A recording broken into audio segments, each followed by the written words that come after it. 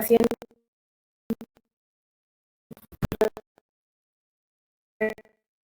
requerimos de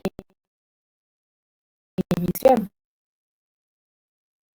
El cerebro tuvo que inhibir 13, pues sí, aquí en rápido, deteriorados a nivel frontal. Después de esa, de cuando hacen J, le siguen con otro golpe y otro golpe y otro golpe y otro golpe y ya no se detiene. ¿Ok? Entonces, si no tuvimos más de 2 errores, ahí le ponemos un puntito. El cálculo, muchos pacientes, ¿ok? Y aquí están las respuestas correctas, ¿no? Le dicen, bueno, a 100 le voy quitando 7 hasta que yo le diga.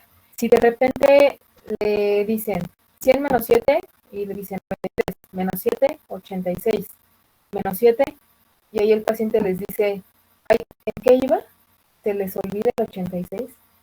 Le pueden repetir el 86, pero ahí nos estamos dando cuenta que está teniendo problemas en la atención, no en el cálculo. Y si se equivoca es porque no estaba poniendo atención, no tanto que no sepa calcular. Entonces aquí te teniendo problemas en atención. ¿Okay? Si no tiene aquí el paciente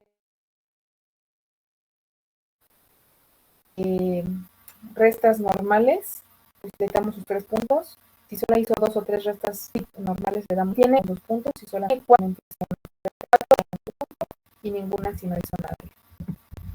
En repetición, aquí vamos a evaluar 2 frases. Estas ya son frases más largas y también nos van a estar evaluando atención. El gato se esconde bajo el sofá cuando los perros entran en la sala. Aquí los pacientes de repente se inventan cosas de que los perros se echaron a correr cuando el gato ladró.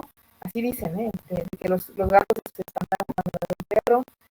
Les cosas impresionantes y ahí podemos evaluarlo como confabulaciones. El paciente no se acuerda de lo que le dijeron, pero les va a inventar algo con tal de no quedarse callados. Entonces aquí los pacientes confabulan un montón. Espero que él entregue el mensaje una vez que ella se lo pida. Igual, pacientes que tienen fallas en la memoria, en la atención, se confabulan con tal de no quedarse callados y les dicen, ella no le entregó la carta cuando se la pidió, el mensaje nunca llegó, cosas así. Se acuerdan de una palabra y de ahí se inventan frases. Igual, un punto por cada frase que hayan dicho de manera correcta. Aquí les voy a pedir a ustedes que yo les voy a dar un minuto y en este minuto me van a decir todas las palabras que se les ocurran con la letra, que empiecen con la letra P. No me pueden decir ni diminutivos, ni superlativos, ni propios. No me pueden decir Pedro, Pancho, y si ya me dijeron, no sé, si fuera con la G, si ya me dijeran gato, no me pueden decir gatito, gatote, gatote, gato, no, solamente gato. ¿Okay? Yo les digo cuando empiezan y les digo cuando acaban. ¿Ok? Empiecen. Todas las palabras que empiecen con P que se les ocurran.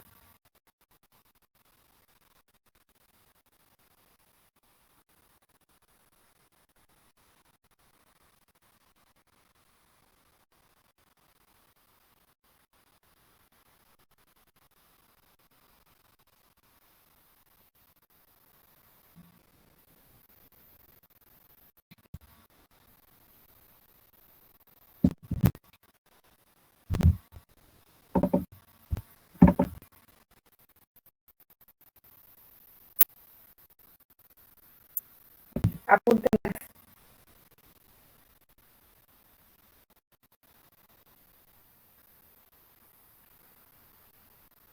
¿Las apuntaron?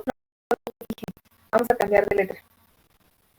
Van a apuntarme todas las palabras que se les ocurran con la letra F.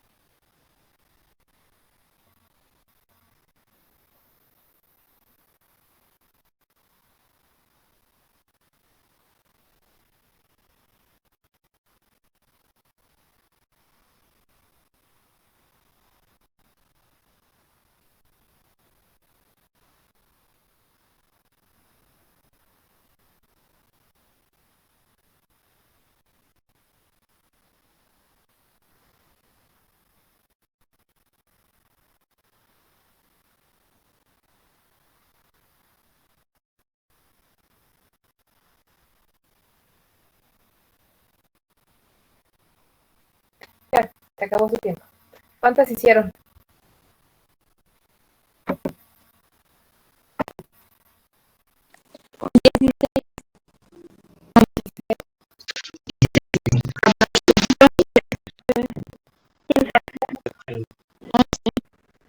Lo máximo fue 16.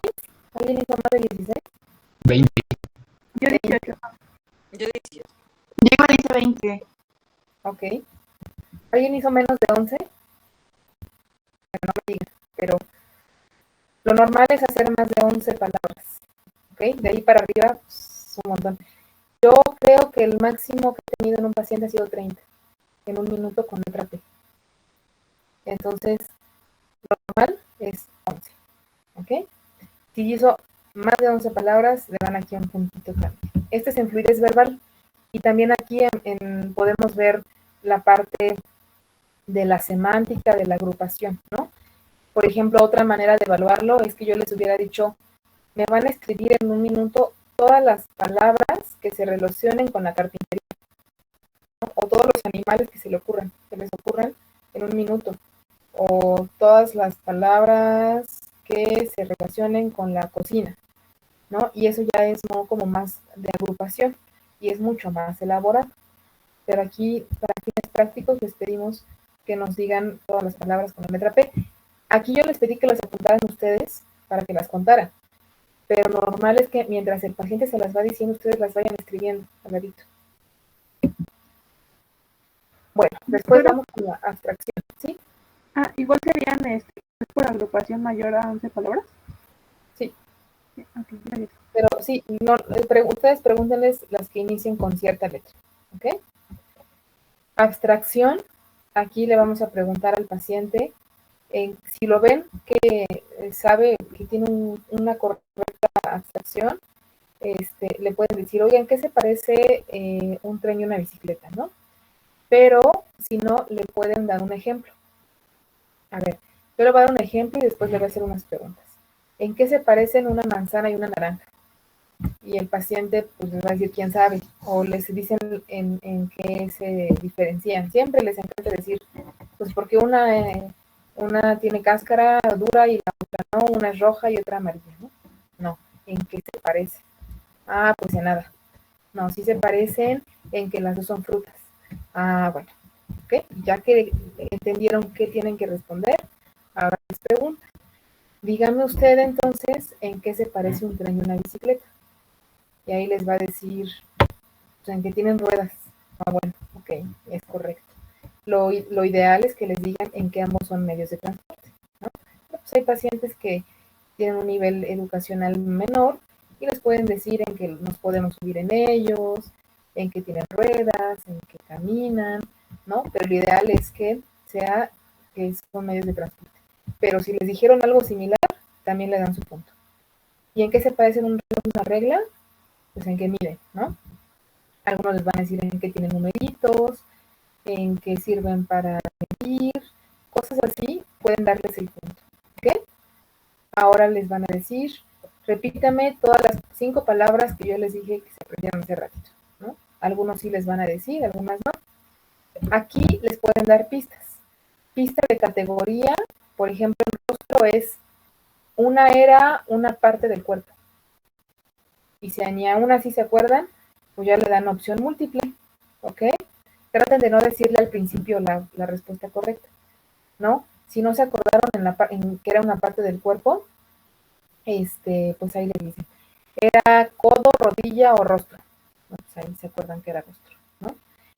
Si se acordaron en las pistas de categoría o de opción múltiple, ahí ya no les van a dar el punto. Solamente les van a dar su punto cuando se acordaron sin pistas, ¿ok? Y aquí son 5 puntos. Y en orientación, al final aquí deben sumar 6 puntos. Les van a preguntar el día, el mes, el año, el día de la semana, el lugar y la delegación, ¿no? Tratamos de la Ciudad de México. Y aquí son 6 puntos, ¿ok? Era una pregunta. Para repetir las palabras de rostro, ¿pueden ser en un orden diferente o tiene que ser en este orden? No, se las pueden decir en orden distinto conforme se vayan acordando, ¿ok? Entonces, esta escala es normal, menor de 26, mayor de 26. ¿Okay? En cuanto a las escalas de evaluación funcional, lo que yo les preguntaba hace ratito, ¿ok? Básicas, instrumentadas y avanzadas. ¿Cuáles son las actividades básicas? Bañarse, vestirse, levantarse, comer, ir al baño y contener esfínteres.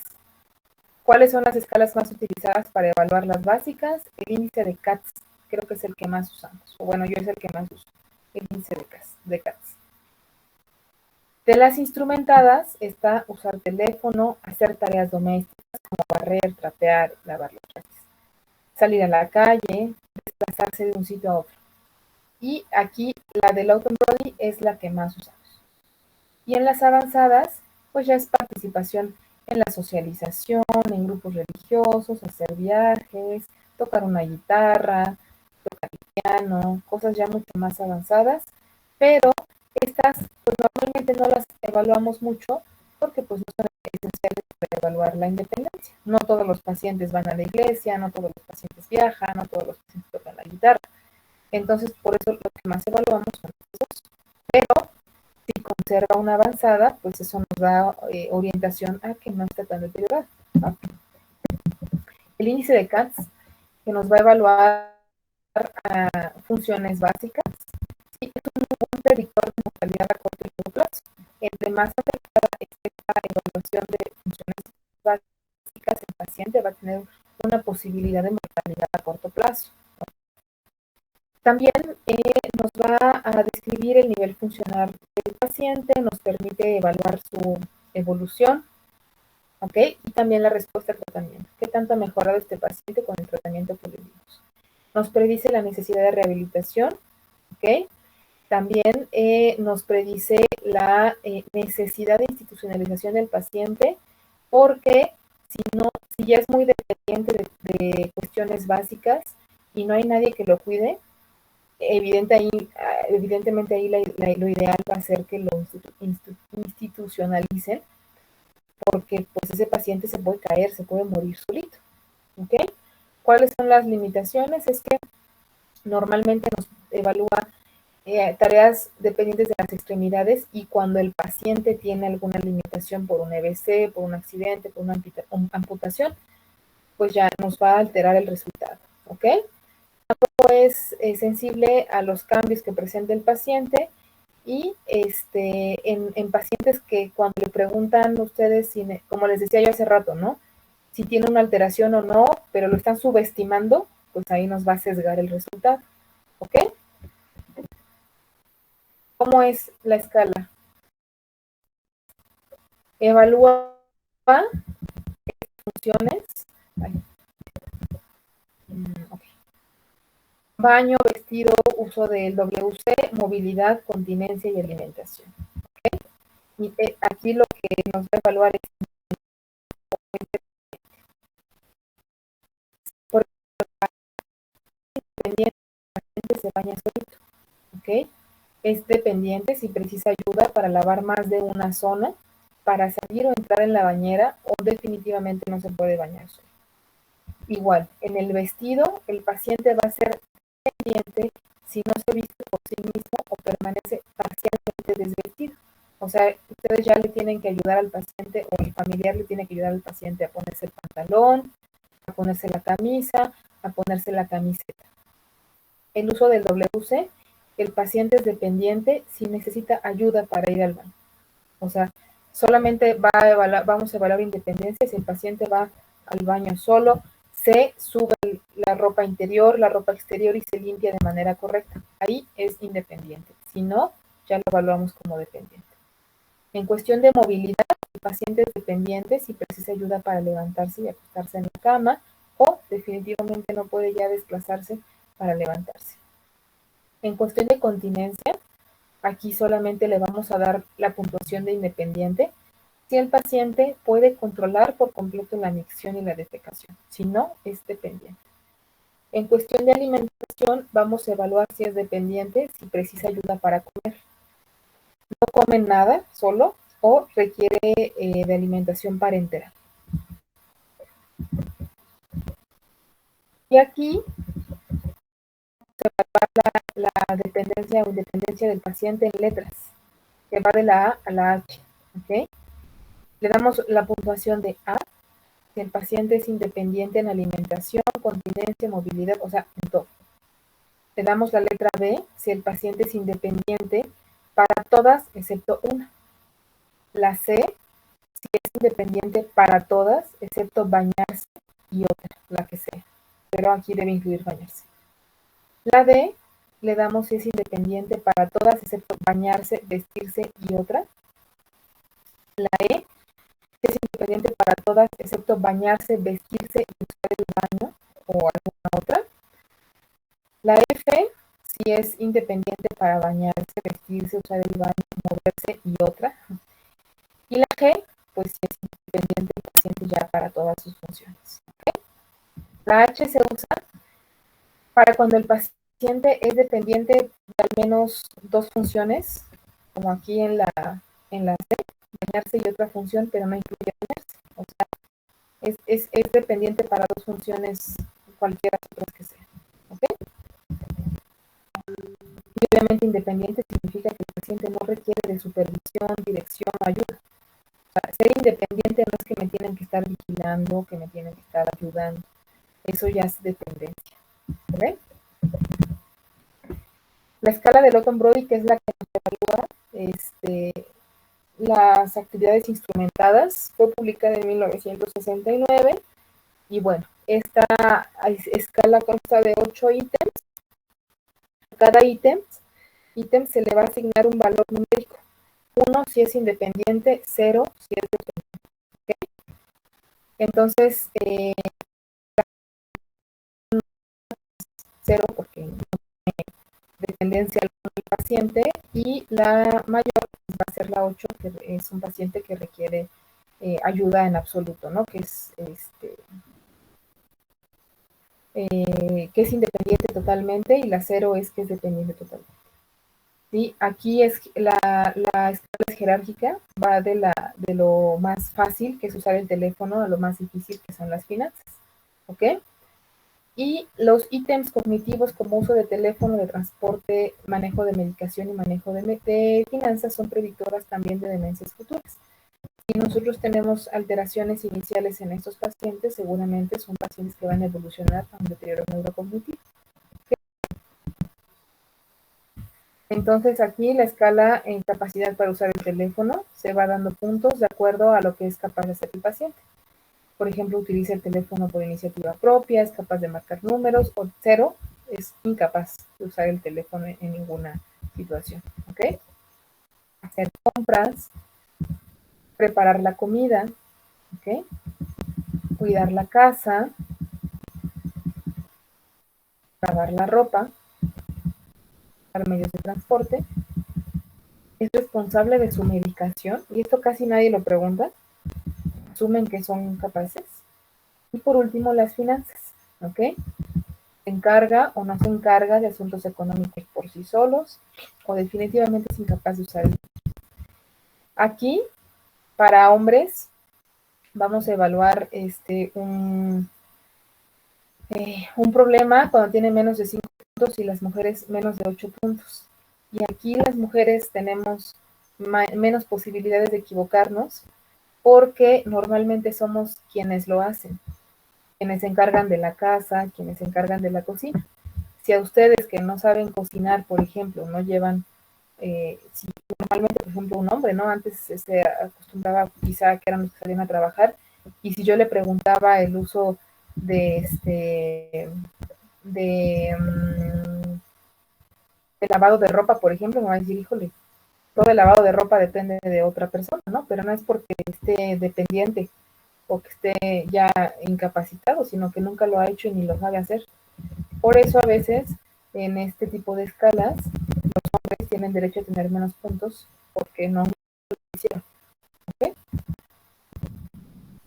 Bueno, entonces esas dos escalas son las que vamos a tener para poder evaluar qué tan dependiente o independiente es mi paciente.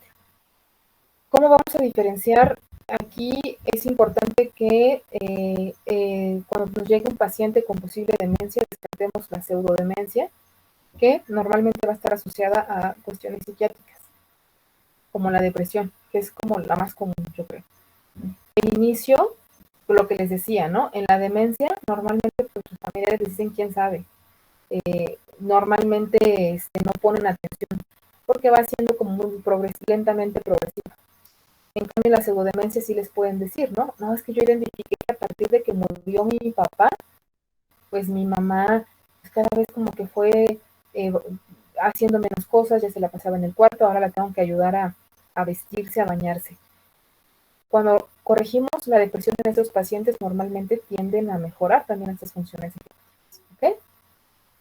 Normalmente la progresión es más rápida en la pseudodemencia, la demencia va a ser más lenta.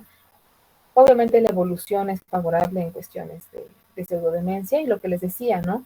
En la historia clínica va a haber síntomas psiquiátricos de inicio agudo en la pseudodemencia y en la demencia puede o no existirlos, incluso pueden existir ya en etapas avanzadas y son de otro tipo. Conductuales, de agresión, de ideas delirantes, de alucinaciones. ¿Okay? Las quejas van a ser frecuentes y muy detalladas en la pseudodemencia. Se queja el paciente de que le duele algo, de que ya no tiene memoria, de que se le olvidan las cosas, bla, bla, bla. En la demencia, pues muchas veces las quejas, el paciente ya ni se percibe, ya ni se preocupa, son como muy vagas, ¿no? No son precisas, ¿ok?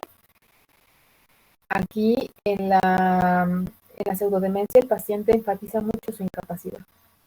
Es que yo ya no puedo escribir, es que yo ya no me puedo, es que yo, acá en la demencia, incluso hay pacientes que intentan ocultarla o, como les decía, intentan hasta confabular, ¿no? Es decir, ocultar fallas en la memoria e inventarse otra cosa para tapar el déficit, ¿ok? En cuestión de afecto, por ejemplo, va a haber muchas variaciones del humor, va a haber un estado de ánimo depresivo y acá en la demencia más bien van a ser como más lábiles, superficiales o incluso apáticos. ¿Okay?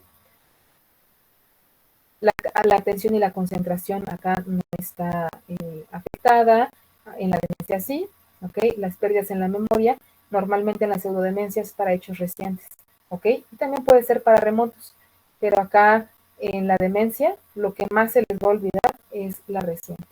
Si le preguntan dónde nació, cómo era el pueblo en donde creció, quiénes eran sus papás, se va a acordar el paciente con demencia, pero no se va a acordar qué desayunó ayer, qué desayunó hoy, qué ropa usó la semana pasada. ¿Okay? La ejecución es variable en la pseudodemencia, pero aquí en la demencia va a estar invariablemente afectada. ¿Ok? Y en los test psicométricos podemos ver solamente que se tarda mucho en contestar, pero lo hace finalmente. En cambio, en la demencia, pues ya hay un deterioro y no va a terminar delirio y demencia. Aquí el libro puso delirio, pero es delirio, ¿ok? Delirio es una idea delirante. Entonces, delirium, ¿qué es lo que nos va a diferenciar normalmente estos dos? El inicio. Creo que es de las cosas que más nos van a poder diferenciar entre uno y otro. En el delirium es rápido y brusco, en la demencia es lento y muy progresivo. La duración en el delirium pues va a ser breve. Ya hablábamos de que normalmente son 3 meses, 1 mes, 15 días. En cambio, en la demencia estamos hablando ya de 6 meses, de 1 año. El curso en el delirium es fluctuante. Las alteraciones en el estado de conciencia en el delirium es fluctuante. Amanecen bien, están despiertos, conocen a sus familiares que los van a visitar, pero ya en la noche están completamente desorientados, ya no conocen a nadie, los confunde. En la demencia, el curso es estable. Están desorientados en la mañana y en la noche y en la tarde y siempre. El déficit cognitivo, igual, va a alternar entre los periodos de lucidez y de confusión. El paciente a veces puede o no puede ejecutar sus funciones, va a depender de la hora del día, de la estimulación que se le haya hecho, de cómo esté ese día la infección, de cómo esté ese día la hidratación del paciente. ¿Okay? En cambio acá va a ser estable, ¿no? El paciente ya no recupera funciones. Es normal que en el delirium hay alucinaciones auditivas y visuales, son las más comunes. Las visuales, muchos de esos pacientes ven animalitos, ven arañas, ratones alrededor de su cama, serpientes, es como lo más común, algunos ven personas. ¿Sí? Aquí en la demencia en etapas tempranas es menos frecuente que tengan alucinaciones, pero aquí el delirium invariablemente tiene alucinaciones y de predominio nocturno. Los trastornos del sueño, aquí es súper común. La inversión del ciclo sueño-vigilia, la agitación incluso en la noche también promueve que no puedan dormir nada estos pacientes con delirium. En cambio, la demencia, pues sí tienen insomnio, pero va siendo más lentamente progresivo. ¿Ok? Esta excitación nocturna, agitación psicomotora nocturna, es súper común en el delirium. Es bien común que les digan, ¿qué cree que en el día mi abuelito, mi abuelita está súper bien, pero en la noche se pone muy mal, empieza a hablar solo, empieza a decir que hay alguien ahí que le quiere hacer daño y se pone muy agitado? Es muy común en el delirio, es poco común y muy raro en la demencia. Puede ser ya común en etapas avanzadas, pero pues ahí ya es bien fácil hacer el diagnóstico de demencia. ¿Ok? Aquí, en esto de actividad psicomotora, hay que recordar que el delirium tiene dos variantes, ¿no? La hipoactiva y la hiperactiva. En la hipoactiva sí puede ser que estén apáticos, ¿ok? Pero ¿qué nos va a diferenciar en la demencia? Que eran breves y se asoció a una infección, a un padecimiento específico y que además el estado de conciencia fluctúa. Los síntomas neuropsiquiátricos van a estar presentes en casi el 100% de los pacientes con trastornos neurocognitivos, por eso es que los vemos el psicólogo y el psiquiatra.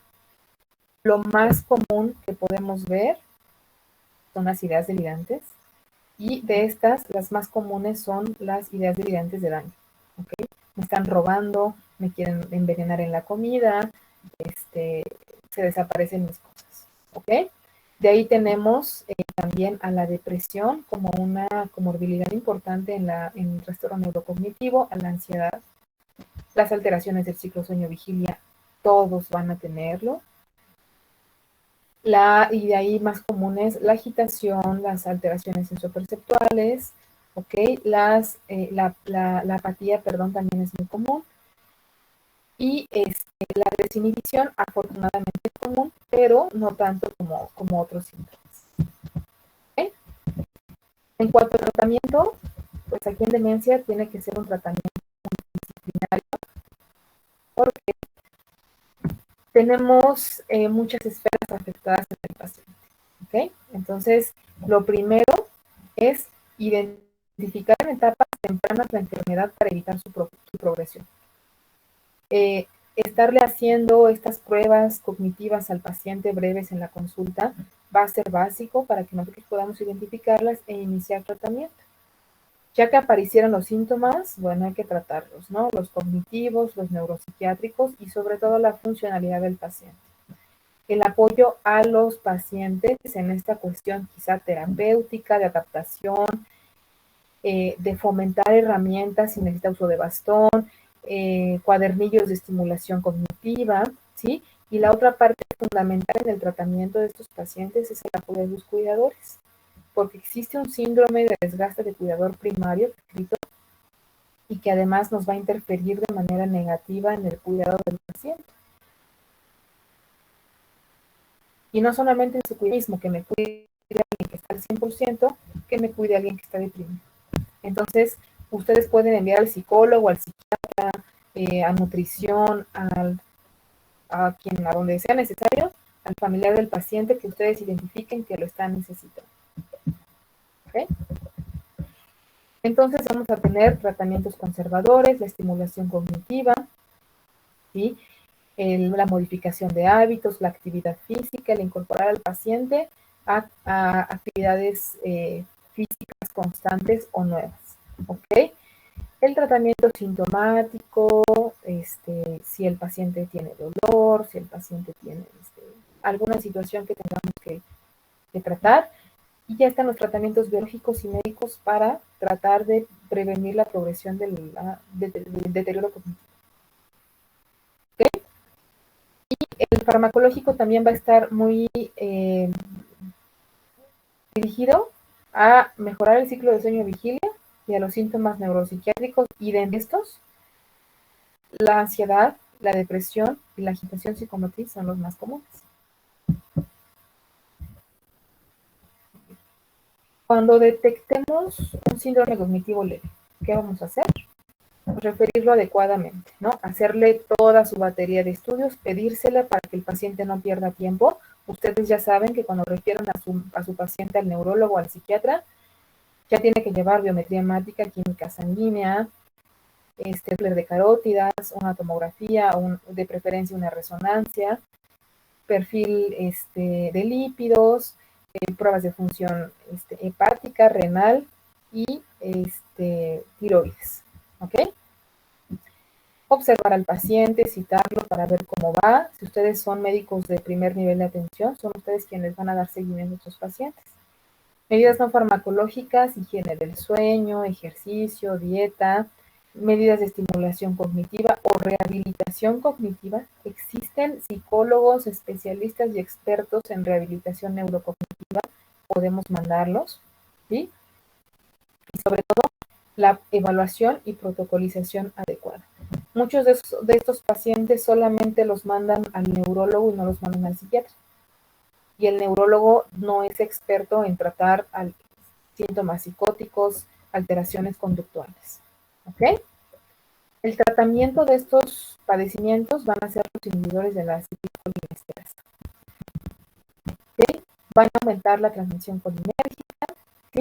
Y cuáles de los que tienen un perfil de efectos secundarios más favorable, el donepezilo, la galantamina y la fluoxetina. Desgraciadamente no conozco, por ejemplo, en el Instituto Mexicano del Seguro Social no tenemos ninguno de estos. En el ISSSTE solamente tenemos algunos, y en salubridad la verdad es que no sé.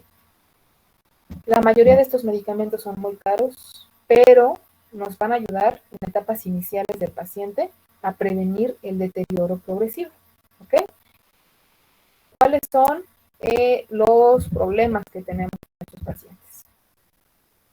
Tienen algunos efectos a nivel cardiovascular, a nivel del ritmo cardíaco, pueden darnos algunas alteraciones. Por eso es que tenemos que pedirle a nuestro paciente, se me había olvidado, un electrocardiograma como parte de nuestro protocolo de estudio en estos pacientes. Entonces, si yo les pregunto, dame 3 ejemplos de estudios que se le deben de hacer a los pacientes con demencia, pues me van a pedir el electrocardiograma, el Doppler de carótidas, una tomografía, ¿no?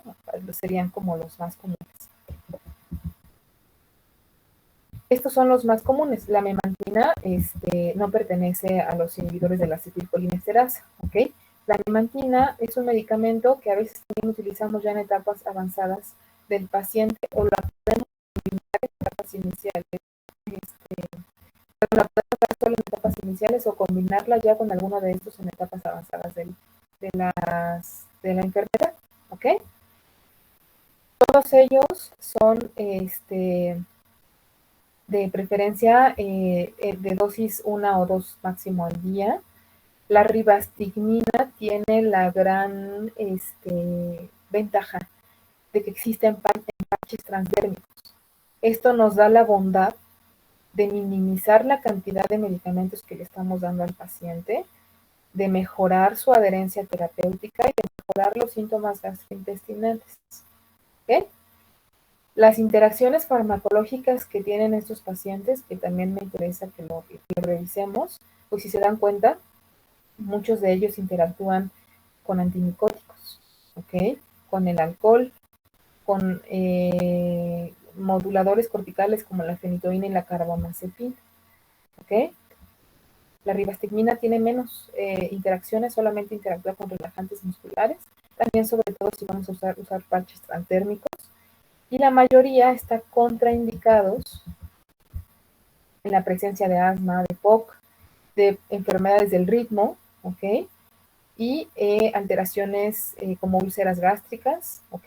Y el uso de anestésicos. O sea, estos medicamentos hay que suspenderlos cuando el paciente va a someterse a alguna alteración, una intervención quirúrgica. Entonces, todos estos, donepezilo, ribastigmina, galantamina, son acetilcolinesterásicos, memantina y glutamato. ¿Cuáles son las dosis que vamos a utilizar? A lo mejor esto se puede utilizar en la neurología, la psiquiatría, la pediatría. No lo vamos a usar, pero es importante que ustedes revisen las dosis que están usando sus pacientes. Normalmente el donepezilo vamos a utilizar 5 miligramos al acostarse el paciente, ¿okay? Y vamos a ir subiendo 5 miligramos a las 4 hasta llegar a los 10 miligramos en la noche. La galantamina iniciamos 4 miligramos al día, duplicamos dosis cada 15 días hasta llegar a un máximo de 24 miligramos al día. ¿Okay? Aquí es más raro que tengamos galantamina de acción prolongada, pero bueno, ya le damos 8 miligramos como dosis única y también podemos llegar hasta 4 miligramos.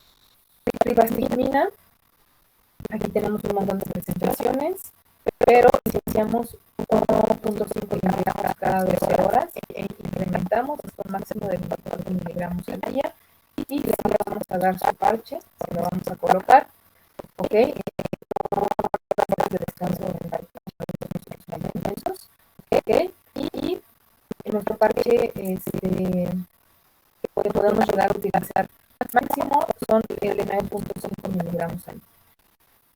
La memantina, este es un medicamento que tenemos de 10 y 20 miligramos. Aquí vamos a iniciar con 5 y vamos a ir incrementando 5 miligramos a la semana para llegar a un máximo de 20 miligramos. Nada más, si no tenemos respuesta terapéutica, lo mejor es retirarlos. Y si ninguno de estos medicamentos nos está dando una disminución en la progresión de la demencia y vemos que el paciente pues ya está muy mal y está muy deteriorado, la verdad es que lo mejor es retirarlos, porque si no nos están constituyendo un riesgo cardiovascular por farmacia. Entonces, eso debe iniciarse de preferencia en las residenciales. La gran mayoría, a veces la memantina está reportada como que puede ayudar en etapas avanzadas, pero la gran mayoría no sirve en etapas iniciales y moderadas.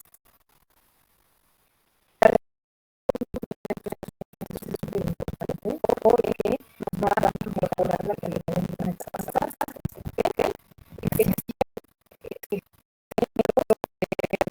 Son cognitivas, psicólogos, neurólogos, psiquiatras que van a ayudar a mejorar las funciones y sobre todo a disminuir la dependencia del paciente, a disminuir la progresión y que el paciente pueda ser independiente la mayor cantidad de años posibles. ¿Okay?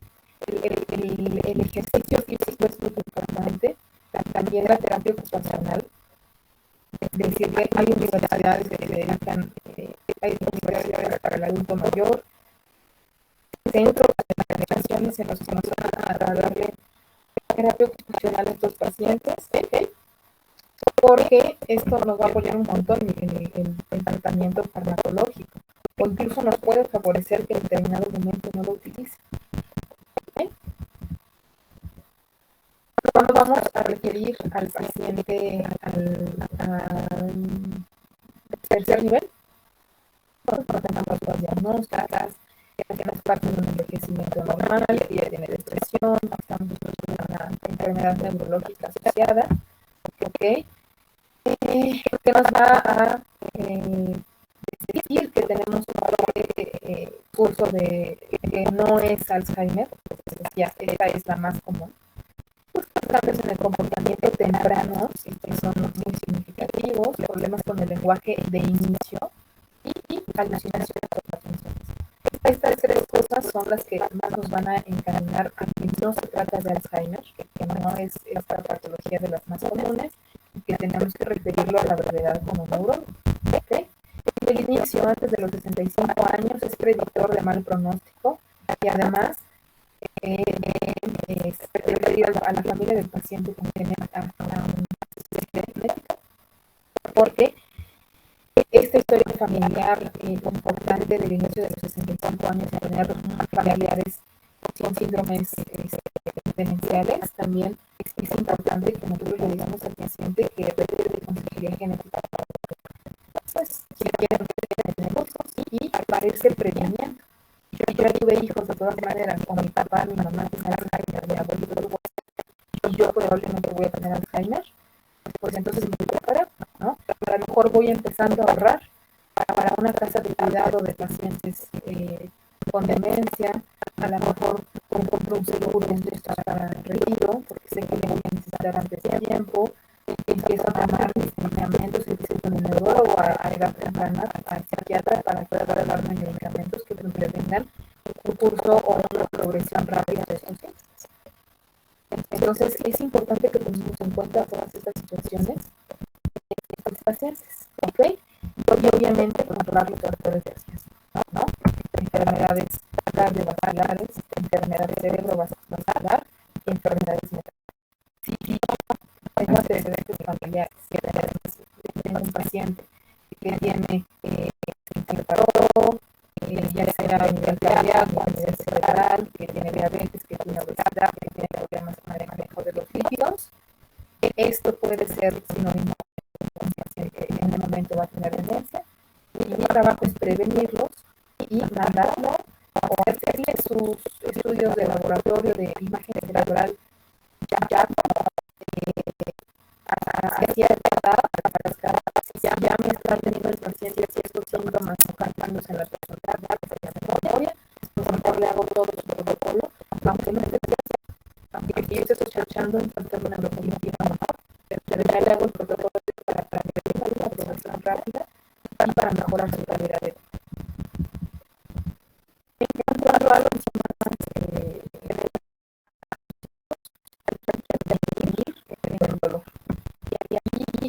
y evitar lo más que podamos análisis de poco corticoide o de hacer que esto va a tener a elevar la posibilidad de tener efectos secundarios en el paciente, caídas, dependencias. Entonces, si el paciente no me responde al dolor con algunos otros medicamentos, gabapentina, analgésicos, y no responde, pues me diría que buscar si el paciente no tiene depresión, si no tiene alguna neuropatía que nos esté dificultando el manejo del dolor. Son de ideas delirantes, alucinación, problemas de comportamiento, normalmente vamos a utilizar neurolépticos, ¿ok? ¿Cuáles son los que más vamos a utilizar aquí? Pues los que menos efectos secundarios. Aquí el haloperidol se los puse en gotas porque pues es esa ventaja que tiene, ¿no? Entonces, aquí el haloperidol tiene la ventaja de que tiene solución, se lo podemos tener en el jugo, té, los dosis varios especialistas obviamente están con la dosis menor y lograr para que tengan las dosis. Normalmente lo vamos a hacer en la noche, aunque no es tan sedante, sí puede llegar a la misma. Risperidona también es un muy buen medicamento, 0.5 miligramos, la tenemos en producción, ¿ok? Y la que tiene, esta decía, aproximadamente de nuestra solución, pero 25 miligramos nos debe dar a controlar el síntoma de esta paciente. Dentro que sí es no suficiente para obviamente los dos. Pues podemos haber un modulador y de los más hemos utilizado el modulador magnesio básicas que pueden ser en el paciente con el uso de ketamina, por ejemplo, van a subir de los pacientes, nos van a dar alteraciones en cosas, entonces hay que vigilar al paciente en esta situación. En cuanto a la discusión y ansiedad del paciente pediátrico, como les decía, ¿no? La primera línea es 20 miligramos, 15 más, en usado y de ahí la sertralina. Es interrogante esos más mayores de 20 miligramos de alteraciones faciales y para las concentraciones del ritmo pues entonces tenemos una buena respuesta y se hablan en dosis chiquitas, pero también va a ser ¿ok? Si tenemos depresión y ansiedad sin síntomas mórbicos, donde existen otras opciones terapéuticas. En insomnio, si estoy durmiendo mal y no quiero dejar los medicamentos, pues es muy sedante. Entonces, podemos darle 7.5 a 60 miligramos. En el caso también es común que utilicemos dosis máximas de los medicamentos, y los estrategias. Por olor, Parkinson, lo quiero para la enzima. Son muy buenas. En la Parkinson es una ¿ok? Si no tenemos respuesta, tenemos un valor crítica. En la ansiedad, el uso de las vitaminas, aquí la hidroxicina como mucha ayuda, es mucha ayuda que es una especialidad en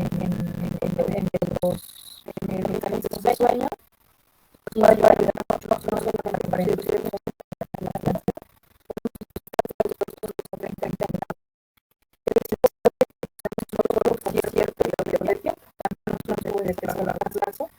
por eso es que lo recomendamos más pacientes con euforia, con desinfección, podemos usar valoradores corporales, ya habíamos dicho valoradores de ejercicio, lo que además es una opción, pero la verdad es que la hay estimulantes como la modalidad porque podemos usar aquí ya cuando esta práctica definitivamente le está interfiriendo al paciente demasiado y no responde a antidepresivos. Hay que disminuir el uso. Solamente los damos en casos muy especiales en el que el paciente no se quiere levantar por nada, no quiere comer y en su salud, pues sí los usamos, pero los sedentarios. ¿Okay? Y en sueño vigilia, pues la plasodona, la mestacina, la hidroxicina son adecuados, ¿no? De preferencia no utilizar benzodiazepinas y mucho menos por largos periodos de tiempo. Y si no están funcionando, podemos usar antipsicóticos. Y de estos antipsicóticos, el que más usamos es la que te piden dosis chiquitas, de 25 a 100 miligramos, para inducir el sueño en el paciente geriátrico, o moduladores corticales, pero la verdad es que no son tan buenos induciendo el sueño. ¿Okay? Y lo que ya les había dicho, ¿no? Esta diapositiva ya la habíamos visto ayer. Evitar la polifarmacia, ¿no? El dar instrucciones correctas y adecuadas al paciente, escribírselas si es necesario, informarle de los efectos secundarios, conocer las interacciones de los medicamentos. Descárguense en su celular estas aplicaciones que tenemos ahora para revisar rápido interacciones farmacológicas, porque a veces sí, no sabemos absolutamente todas las interacciones, y en el paciente geriátrico siempre hay que revisar en estas tablitas cuáles son las interacciones, porque a veces nosotros mismos podemos intoxicar al paciente. ¿Hay una aplicación que nos recomiende? Pues mira, yo tengo una que últimamente he usado más y no se equivoca mucho, que es el iDoctus. Que lo uso pues rápido, es rápida, ¿no? Y se actualiza bastante frecuente. Y ahí busco rápido algunas interacciones cuando tengo dudas. ¿Saben en quién también nos sirven un montón? En pacientes con VIH, porque sus medicamentos interactúan un montón. Entonces, nosotros vemos muchos pacientes con VIH, con anticonceptivos orales. Eso también tienen que tener muchos antidepresivos, disminuyen el efecto de anticonceptivos orales. Entonces sí tienen que decirles a sus pacientes, ¿no? Que usen algún otro método o que agreguen algún otro método para que no vayan a tener algún problema. ¿Okay?